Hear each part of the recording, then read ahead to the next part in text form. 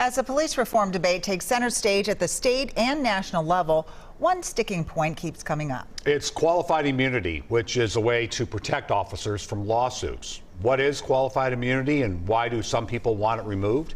Good question. Our Jeff Wagner learned the long-standing rule is not immune to change. What do you understand about qualified immunity?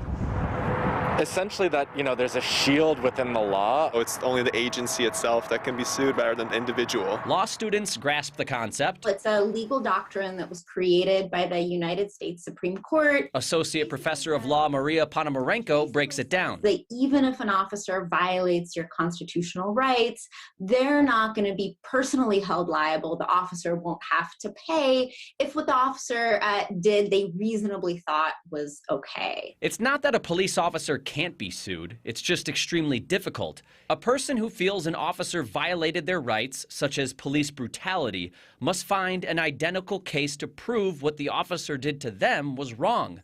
Otherwise, the officer gets qualified immunity. And that ends up being an incredibly high bar to meet, and in practice it means that lots and lots of victims never recover. It's a form of protection other jobs with lives on the line don't get. If you're a doctor and you do something that's, malpractice, you're held personally liable. There should be some type of limitation as it pertains to police officers.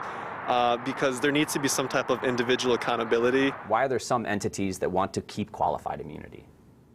So the argument that you get is basically that we don't want officers to hesitate. Or worry about getting sued when in the midst of a high-stress situation. 2 states, New Mexico and Colorado, have banned qualified immunity within the last year. New York City is the first municipality to do so.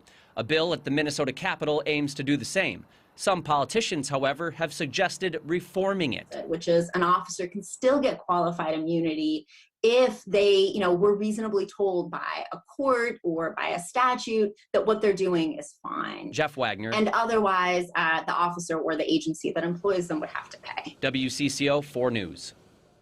A bill on qualified immunity is moving through the Minnesota House. The U.S. House approved the George Floyd Justice and Policing Act, which does address qualified immunity. Democrats say 10 Republicans need to be on board for the bill to pass the Senate.